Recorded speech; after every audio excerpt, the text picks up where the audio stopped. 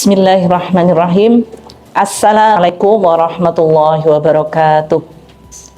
Bismillahirrahmanirrahim. Alhamdulillahirabbil alamin. Wa bihi nasta'inu ala umurid dunya waddin. Wala haula wala quwwata illa billahil aliyyil azim. Asyhadu an la ilaha illallah wa asyhadu anna Muhammadan abduhu wa rasuluh la nabiyya ba'dah. Qala Allah ta'ala fil Qur'anil azim. A'udzu billahi minasy syaithanir rajim. Inna nahnu nazzalna dzikra wa inna lahu lahafidun. Jamaah rahimakumullah, bersyukur sekali di kesempatan kali ini kita sudah memasuki Ramadan yang tentu saja tidak akan terlepas dari dua kata yang barangkali sangat berkaitan, yaitu Ramadan dan Al-Quran. Kita tahu bahwa Al-Quran adalah sebuah mukjizat yang diberikan Allah kepada Nabi Muhammad sallallahu alaihi wasallam, di mana di sana Al-Quran adalah firman-firman Allah yang diberikan, yang diturunkan dari Allah kepada Nabi Muhammad sallallahu alaihi wasallam melalui perantara malaikat Jibril yang diperuntukkan oleh umat manusia, yaitu umat Nabi Muhammad sallallahu alaihi wasallam. Kita tahu di dalam surat Al-Hijr ayat 9 yang baru saja saya bacakan tadi, Allah berjanji, bahkan menjamin, sesungguhnya kamilah yang menurunkan Al-Quran dan kamilah yang akan menjaganya. Para jamaah yang dirahmati Allah, kita tahu bahwa kitab Samawi ada 4, hampir semuanya, dan memang semuanya diturunkan pada bulan Ramadan. Al-Quran diturunkan pada tanggal 17 Ramadan, kitab Zabur tanggal 12 dan 18, kemudian kitab Taurat diturunkan pada 6 Ramadan, sedangkan kitab Injil diturunkan juga pada 12 dan 13 Ramadan. Dan ternyata kitab suci semua diturunkan pada bulan Ramadan. Jadi hubungan Ramadan dan Al-Quran itu sangat-sangat tak terpisahkan. Jamaah rahimakumullah, kita tahu Al-Quran tidak diturunkan secara tiba-tiba dalam satu kitab sekali turun, tetapi Al-Quran diturunkan secara berangsur-angsur dalam 2 versi. Ada yang mengatakan 22 tahun, 2 bulan, 22 hari, dan ada yang mengatakan 23 tahun, 10 tahun di Mekah dan 13 tahun di Madinah. Al-Quran diturunkan 10 tahun di Mekah saat itu secara berangsur-angsur untuk menguatkan akidah, sedangkan 13 tahun berikutnya untuk penguatan akhlak dan untuk syumuliyatul Islam, yaitu melengkapi pondasi-pondasi ekonomi, politik, hukum, semua yang belum dibahas dalam akidah, semua dijelaskan selama 13 tahun itu di Madinah. Dan semua ayat-ayat itu sudah lengkap ada di dalam Al-Quran. Jamaah rahimakumullah, betapa bahagianya kita sebagai umat Islam yang memiliki sebuah pedoman, dan Allah tidak serta-merta memberikan sebuah kewajiban tanpa pedoman. Ketika kita tahu kita mau belajar kisah turunnya Al-Quran, Rasulullah saat itu berusia 40 tahun, di mana usia 40 tahun adalah usia dewasa seorang manusia yang betul-betul bisa memegang amanah secara bertanggung jawab.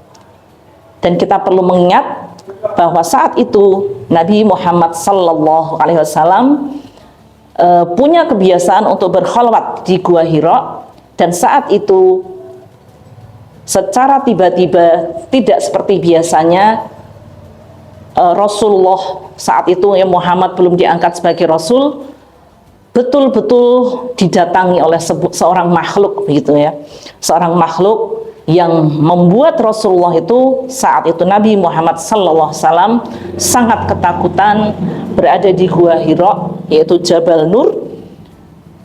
Tiba-tiba makhluk itu mengatakan, Iqra ya Muhammad. Dan Rasulullah hanya menjawab, ma ana biqari, saya tidak bisa membaca. Kemudian Rasulullah saat itu disekap ya dengan sangat kuat oleh makhluk tersebut, yaitu malaikat Jibril. Dan saat itu Muhammad tetap diulang 3 kali oleh malaikat tersebut, oleh Jibril, Iqra ya Muhammad, ma ana biqari. Karena Rasulullah saat itu belum pernah belajar membaca ataupun menulis sama sekali. Jamaah rahimakumullah, kisah turunnya Al-Quran merupakan peristiwa besar yang banyak dibahas dalam sirah ataupun dalam kitab-kitab yang lain, atau dalam cerita-cerita kisah turunnya Al-Quran sebagai bentuk peristiwa kemuliaan manusia di bumi yang dikabarkan untuk makhluk langit. Dan di sana dikatakan dalam surat Al-Imran ayat 110, A'udzubillahi minasyaitonir rajim, kuntum khaira ummatin ukhrijat linnasi ta'muruna bil ma'rufi wa tanhauna 'anil munkar wa tu'minuna billah. Kalian adalah umat terbaik untuk kuntum khaira ummah ukhrijat linnas, yang mengajak manusia untuk amar ma'ruf nahi mungkar, wa tu'minuna billah, dan beriman kepada Allah. Nah, di sini manusia sebagai orang-orang yang beriman khususnya, dialah calon pemimpin di muka bumi, karena Allah sendiri yang bersumpah, kuntum khaira ummah, kalian adalah umat terbaik. Kita lihat kembali latar belakang peristiwa asbabun nuzul.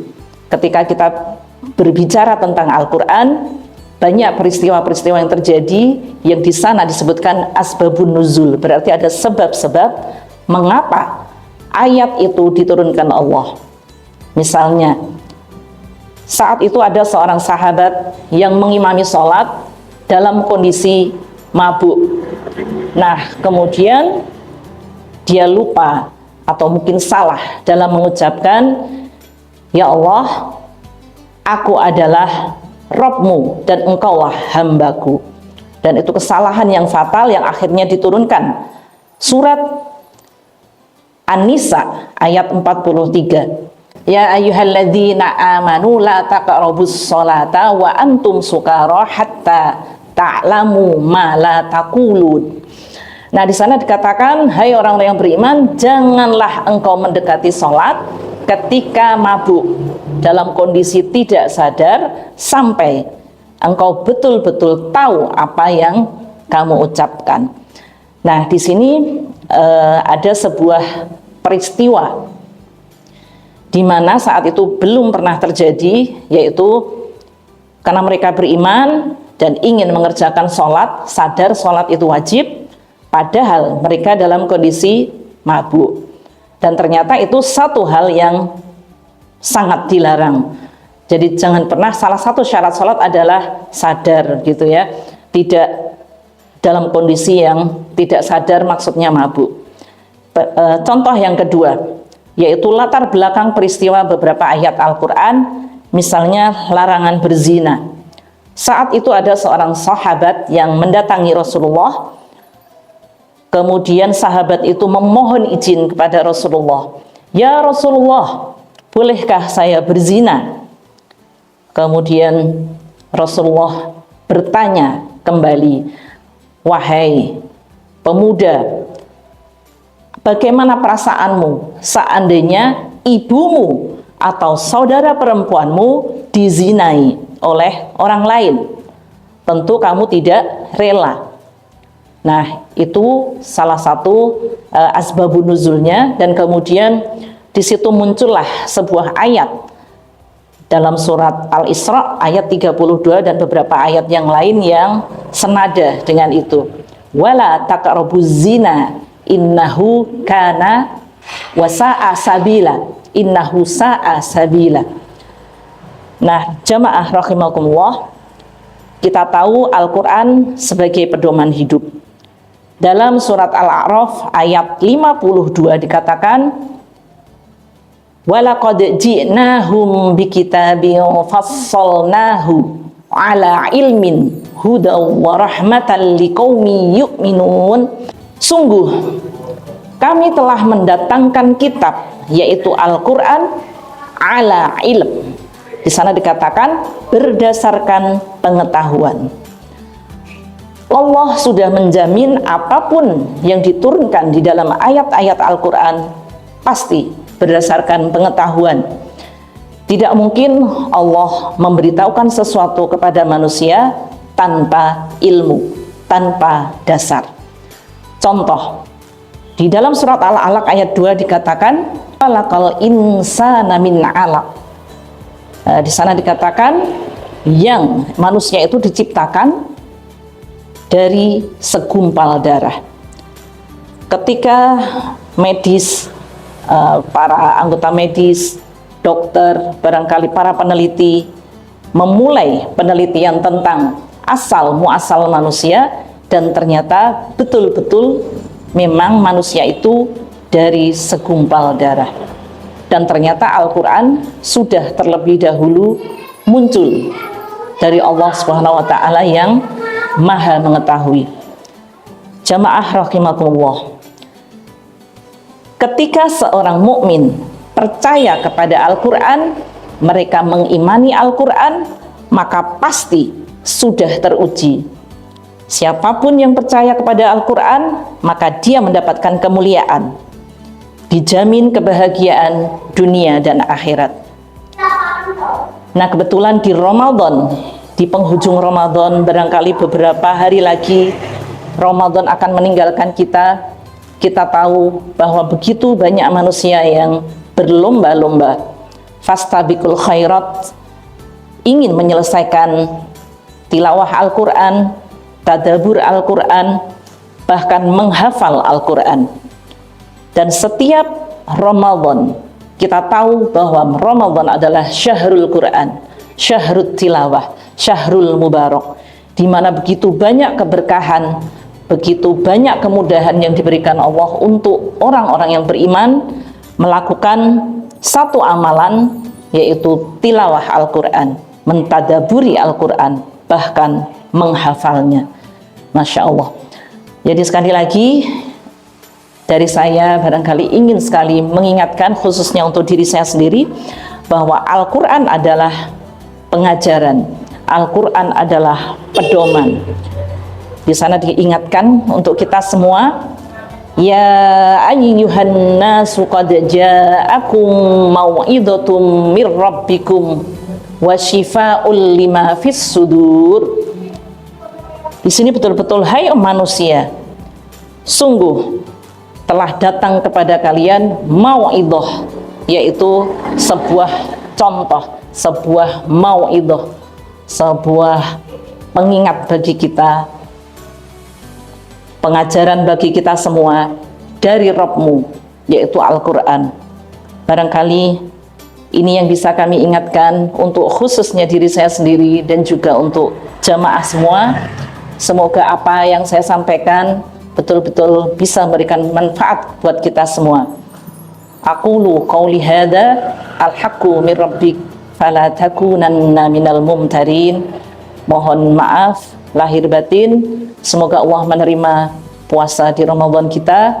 Allah mudahkan kita untuk memperbanyak tilawah kita di bulan Ramadan. Assalamualaikum warahmatullahi wabarakatuh.